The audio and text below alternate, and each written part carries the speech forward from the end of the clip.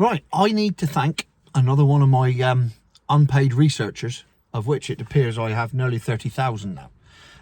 A Mr. and or Mrs. because I looked at the name, but I didn't actually see a photo. So Lee Lewis, Leigh.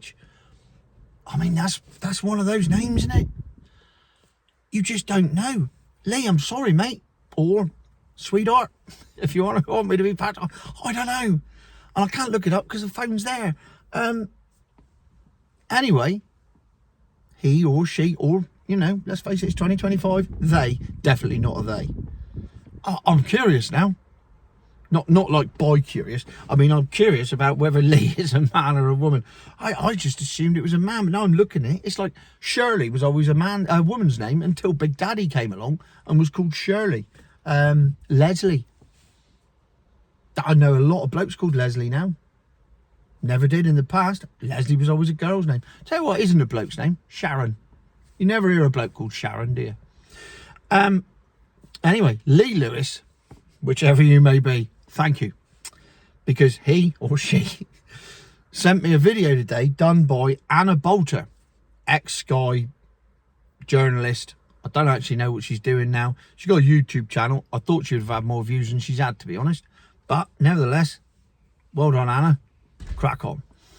So there's Jav coming out the door again. Look, he's determined to be in all my bloody videos, isn't he? Look, he's there, look.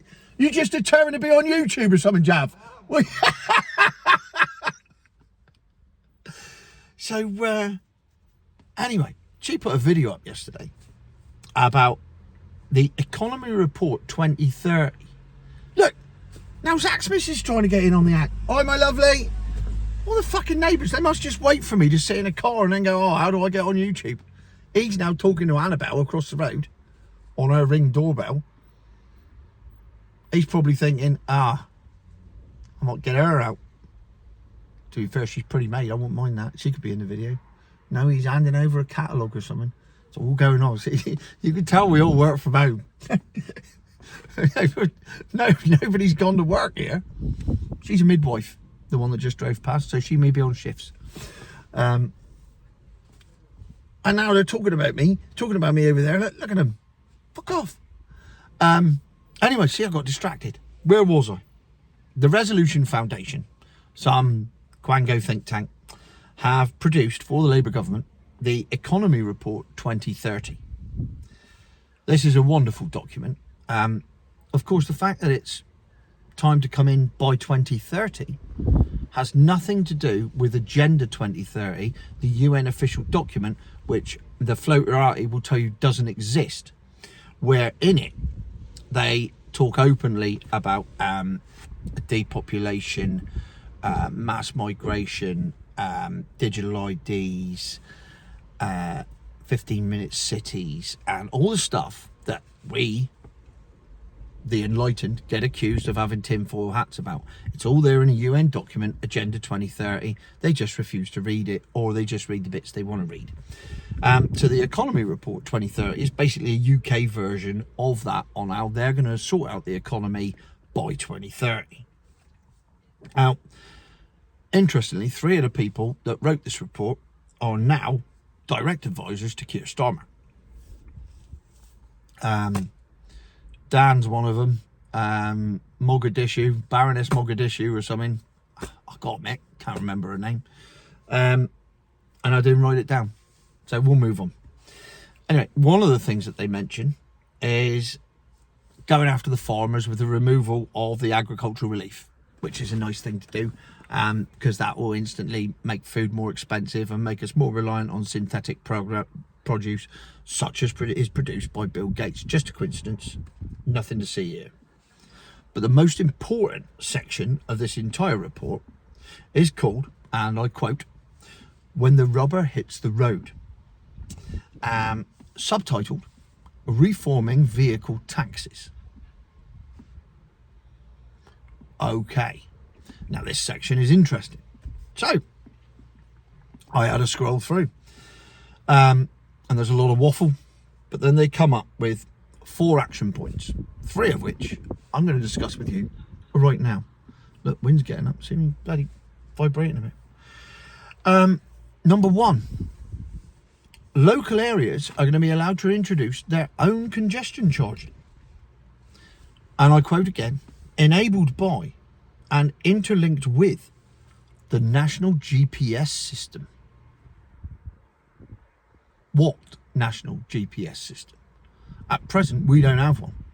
But of course, my previous video, which I actually recorded about 10 minutes ago, but you won't see it for a few hours. So it would have been like maybe yesterday's video about digital IDs. And then what we'll find is that once you've got that app on your phone with your digital ID, it will be GPS tracked, and therefore you'll be tracked everywhere you go, and it'll be a piece of piss to track you in your car everywhere you go. So you are tracked 24 hours a day, 7 days a week by GPS, and they have a national GPS system because then everyone has to have a phone. Very simple, very controlling, very big brother, and very doable. So, number one, congestion charging using GPS. Number two, and this is particularly interesting if you are a milk float owner. Now remember, this is a Labour government economy report from the Resolution Foundation with 3 government advisors to Keir Starmer on it. And I'm going to quote now.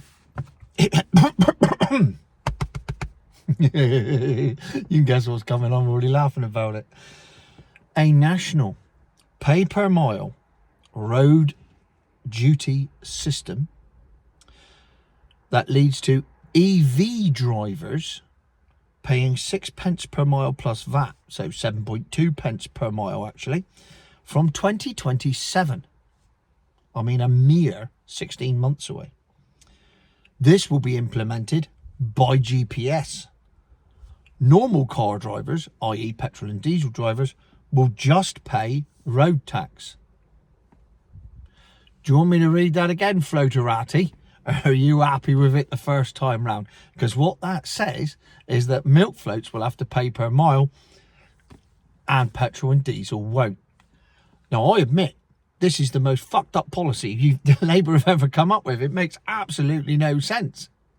But it does make sense if you're sat in a diesel car and you don't have to pay per mile because you're not driving a milk float that the government told you to go out and buy. It's utter lunacy, but it's written there in the document. Only EV drivers will have to pay per mile, not petrol and diesel, from 2027. It's there. It's written down. And it's genius, isn't it? It's absolutely genius. We want you all to buy electric cars. We want you all to buy... What do you mean we're losing a fortune in petrol and diesel duty? Well, yeah, we are. Well, we need to do something about it. We can't lose all that money. What are we going to do? Well, we'll just... Once we've got them all in electric cars, we'll start charging them per mile. But they'll already be in electric cars by then. They won't be able to get out of it. Why not? Well, because we'll stop selling petrol and diesel, so they won't be able to go back unless they buy second hand. And they're all in pay-per-lease deals and contract hires, so they're stuck with it for 3 years anyway, so they're in a perpetual cycle. So we've literally got them hand over fist, and then it's just a constant money generator for the rest of their lives. Hey, who would have thought that was going to happen?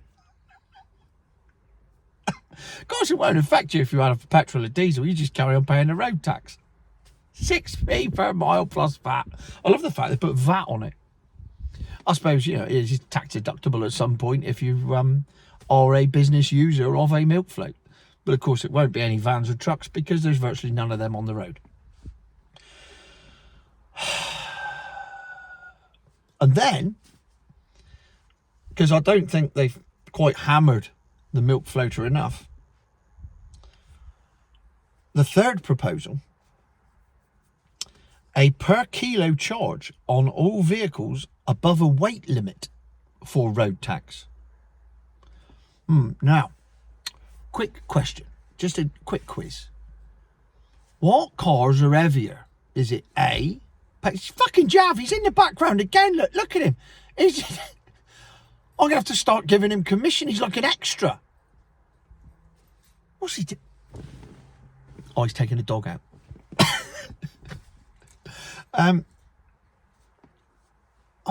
That was in my quiz then, wasn't I? What cars weigh more?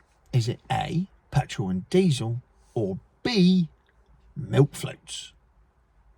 That's right, the answer is B, milk floats. So a per kilo charge on all vehicles above a certain weight can only be in order to extract more money from the milk floaterati. On top of your pay per mile, on top of the fact you're now going to pay the congestion charge, on top of the fact that you're going to have to pay road tax, you're now going to have to pay an extra charge for being a fat bastard. I mean, thank God they haven't bought this in for humans. I'd be paying a fortune. And there it is. If this is clearly, if all these things come in, this is one of the biggest ways the British public has ever been suckered into something in its life since COVID, in fact. This is right up there with that. Get an electric car. It'll be cheap to run. We'll give you money. What, we've spent like billions on tax incentives to get people into electric cars. Yeah, we're going to need that back. That's all right. They're in them now. We'll tax them on how far they drive per mile. We'll tax them on how heavy they are. And then we'll say that it was tax-free for road tax. And then we'll charge them road tax. We'll say they don't have to pay congestion charges. And then we'll charge them congestion charges as well. And they'll still lap it up because they're a bunch of sheep. I mean, it is absolutely genius bit of policy making. And yet, I will have milk floaters telling me now that that's not the case and that's not happening, and it's still cheaper to have a milk float because I use my solar panel. Wait till they start taxing you on your solar panels. It's only a matter of time. If that's the way they're going, they'll be going down the fucking window tax route in a minute. I haven't got as many windows as a lot of houses around here, so we might be all right on that front. But there it is. The Economy Report 2030, 3 things. 1, local congestion charges, which EVs won't be exempt from because they're not exempt from congestion charges anymore. Sadiq can put an end to that. 2, a national pay per mile road duty system only for EVs. And 3, a per kilo charge on all vehicles above a weight limit, which can only apply to EVs or maybe your Range Rovers. All to come in by 2027, at the latest 2030, and all because you went out and bought a milk float and you ruined the economy. Right, let's see if this works. Oh, yeah, see it?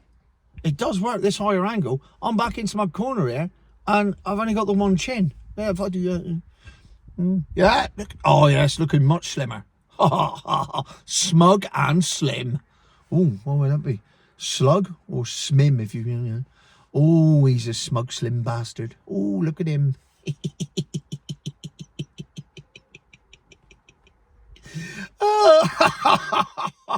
What a great day to be alive, future my arse.